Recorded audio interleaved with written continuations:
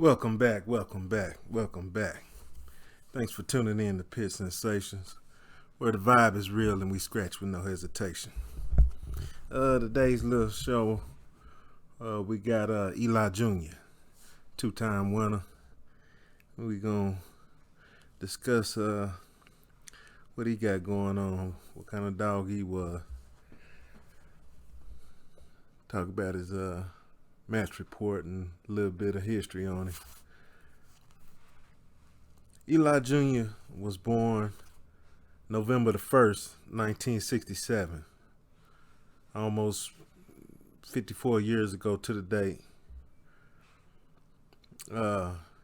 He was a big dog who was fought at 51 pounds. Eli Jr. was bred by Jerry Clemens, who later sold him to D. Nider, who won 4 or 5 matches with him before he was 2 years old. Only 2 of his wins were contract matches and recorded. Eli Jr. was a very intense, terribly rough, and very hard-mouthed dog.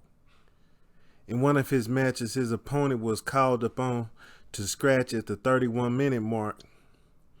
The dog came halfway across, turned around, and returned to his corner. The writer who sent the match report to the Pit Reporter April 19th of 1969 wrote, I will be the last one to blame him for quitting on a dog like that. Eli Jr. won most of his matches in a relative short order and with little difficulty. Eventually, it became hard to find a match for Eli Jr., and he was a bit of a man-biter and was sold at the age of 2 to Bennett Clayton for $400. Eli Jr. remained open to match, but there was no challengers offered.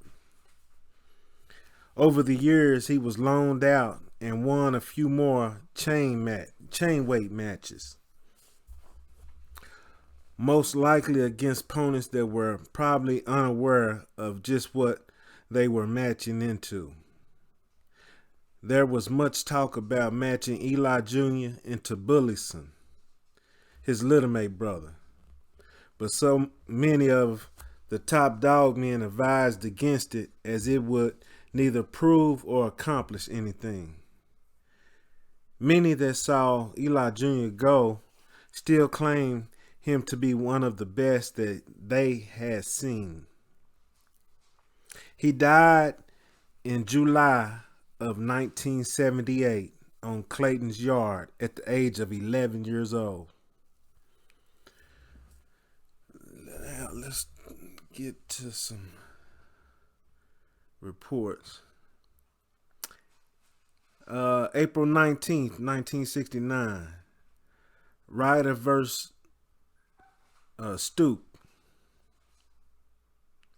Males, 50.5 pounds. Cajun rules to govern. Don Maloney was the ref.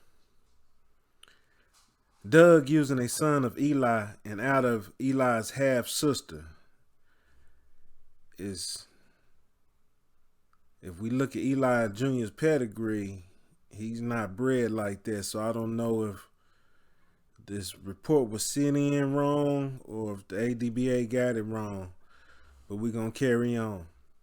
Gary had a big head, well-built red and white dog called Jack. I believe he is a California bred dog. There was a lot of interest in this match, and the bids were pretty high. And this Eli Jr. had killed one hog in January with C.J. Jones in Dallas.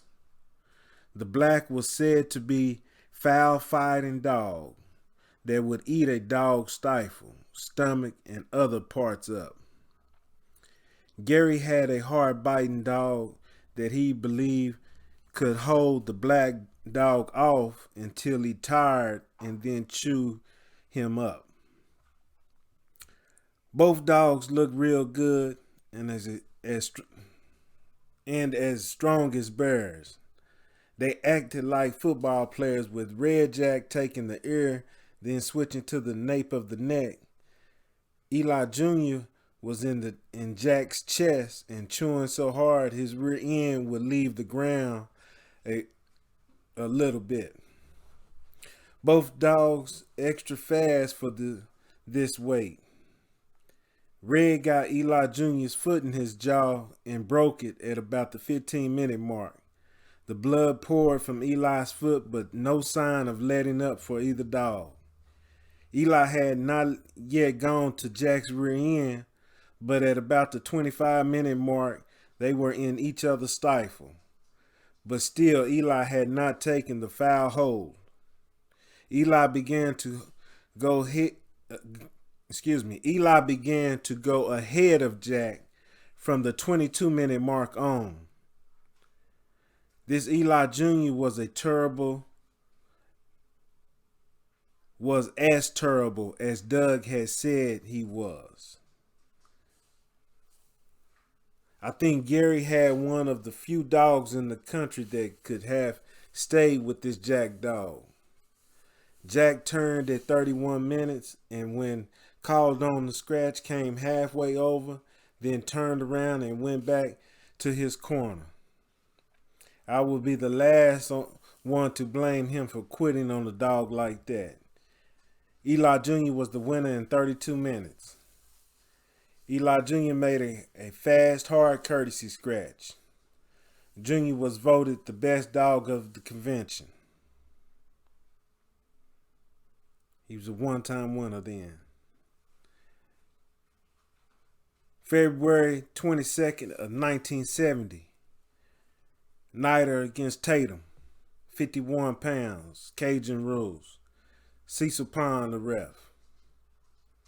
Tatum's red dog, Buck, was conditioned and handled by Wendell Tressel, while Bobby Hall had conditioned and was holding the black dog. Eli Jr. for Nighter. Okay. Let me clean that up. Bobby Hall had conditioned and was holding the black dog Eli Jr. for Nighter. Excuse me. Dogs swap out the stifle holes when they first mate. After 4 minutes of this, the black dog learns to hold him off with ear holes. At about the 6-minute mark, Eli gets the stifle, but Buck gets him off with the ear hold.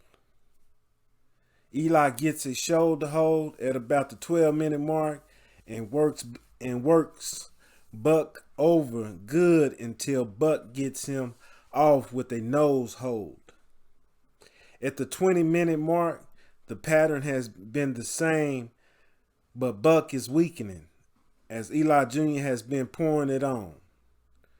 By the 25-minute mark, Eli Jr. is working Buck over from front to rear, pretty much as he chooses, and the red is getting weak.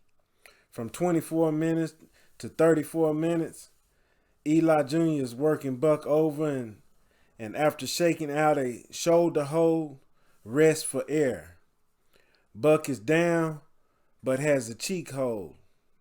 Eli Jr. gets a stifle, and Buck cannot get him off. At 45, a turn is called on Eli as he walks over to Buck and gets a stifle.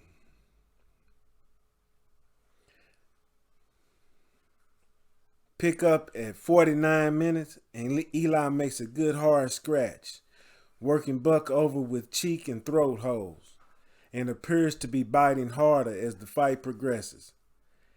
At 58 minutes, another pickup with Buck to go.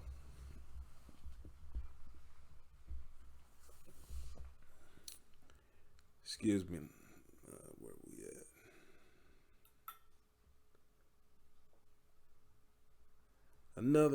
Let's see, with Buck to go. Buck tried to scratch but failed. Then got his feet. went forward again, took a few steps, and fell once more, just about 2 feet from his opponent. Eli Jr. declared the winner in 59 minutes. Buck was still trying to get to his feet when Trussell picked him up and gave up the fight.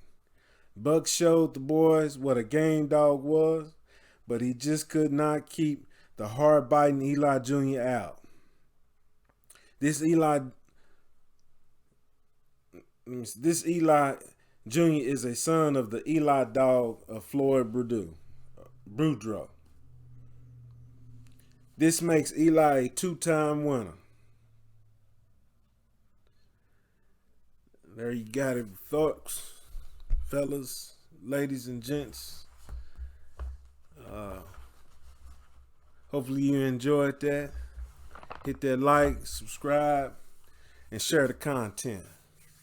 Y'all stay game and keep scratching. Tune in. We got plenty more content coming. Keep scratching. Problem solving. I'm out.